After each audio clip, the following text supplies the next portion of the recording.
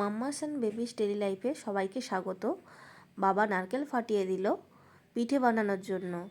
তো আমি নারকেলগুলো নিয়ে ভালো করে নারকেলগুলোকে ধুয়ে একটা থালা নিলাম, নারকেল কোড়ানি বটি নিলাম, তারপরে একটা কাগজ নিলাম, বটির নিচে পেতে থালাটাকে পেতে ভালো করে নারকেলগুলোকে আমি আস্তে আস্তে করে কুড়িয়ে নিলাম। তো নারকেল কোড়ানোর পরে কোড়ানোর সময় একটুখানি ওই খোঁয়া থাকে নারকেলের, কিছু কিছু পড়ে যায়, সেইগুলোই বেছে নিচ্ছিলাম। তো সেইগুলো পড়লে একটু বাজে লাগে, তো ভালো করে আমি বেছে নিয়ে একটা বড় বাটিতে নারকেল কোড়াগুলোকে ঢেলে নিচ্ছি।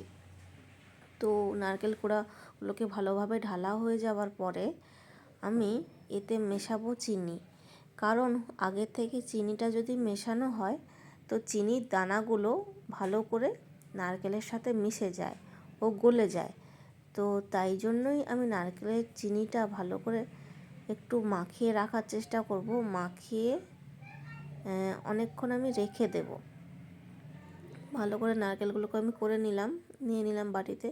তারপর আস্তে আস্তে অল্প অল্প করে একটা পরিমাণ মতন চিনি দেব। চিনিটা এমনভাবে আন্দাজ মতন দেব যাতে পাক করার সময় চিটা তো আগে থেকেই কিছুটা গলে যাবে, অনেকক্ষণ আমি রেখে দেব।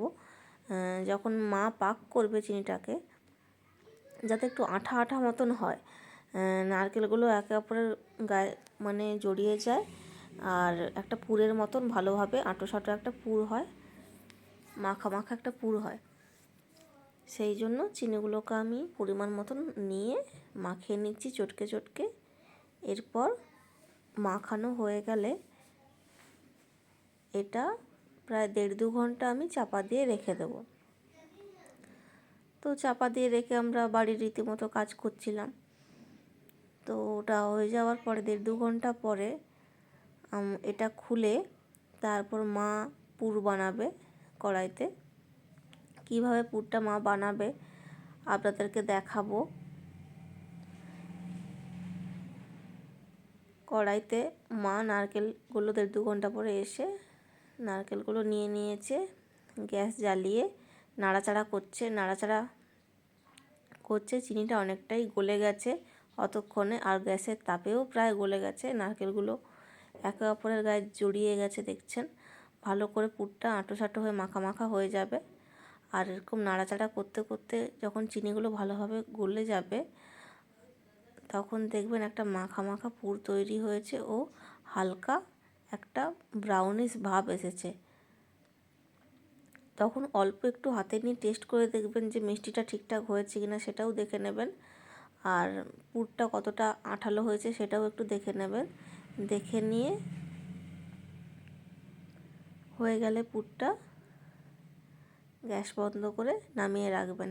সাথে এতে আপনারা এলাচ গুঁড়োও দিতে পারেন বা আদা থেতো করেও একটু দিতে পারেন, তাতে পুরের সেন্টটা ভালো হয়। হয়ে যাওয়ার পরে মা পুরটা একটা বাটিতে নিল। আর দেখছেন লেচির একটা ময়দার মতন মাখা আছে, ওটা কিন্তু ময়দা নয়, ওটা কিন্তু চালের গুঁড়ি। চালের গুঁড়িকে সেদ্ধ চালের গুঁড়ি কেনার চেষ্টা করেছিলাম বাজার থেকে, তো তখন পাইনি আমি, তাই আতপ চালের গুঁড়ি এনেছি। আতপ চালের গুঁড়ি এনে তাতে অল্প নুন দেওয়া হয়েছিল। একটু নুন দিয়ে গরম জল দিয়ে আতপ চালের গুঁড়িটাকে হাতাতে করে নেড়ে নেড়ে পুরো আটা যেমন মাখে আটা রুটি বানানোর মতন সেরকম গরম জল আর অল্প একটু নুন দিয়ে আমরা এরকম মণ্ড মতন বানিয়ে নিয়েছি। আটা যেমন থাসে সেরকম মেখে একটা মণ্ড বানিয়ে নিয়েছি।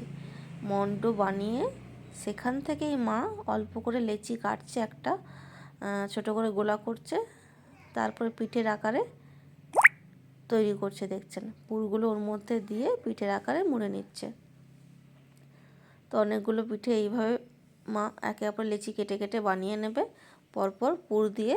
ওতে দেখুন পিঠেগুলো কেমন বানানো হচ্ছে। এইভাবে কিছুটা পিঠে বানিয়ে নেওয়া হয়েছে। এরপর বাবা পিঠেটাকে দুধের মধ্যে ছাড়বে। এই দুধটা হচ্ছে কিছুক্ষণ ধরে ভালো করে ফুটিয়ে জাল দিয়ে রাখা হয়েছে দুধের সঙ্গে, কিন্তু এখনও অবধি চিনি মেশানো হয়নি। প্রথমে চিনি মেশালে দুধটা অনেক সময় কেটে যায়, ছানা কাটা মতন ভাব তৈরি হয়ে যায়, তাই দুধটাকে ভালো করে গাঢ় করে ঘন করে ফোটাতে হয়েছে।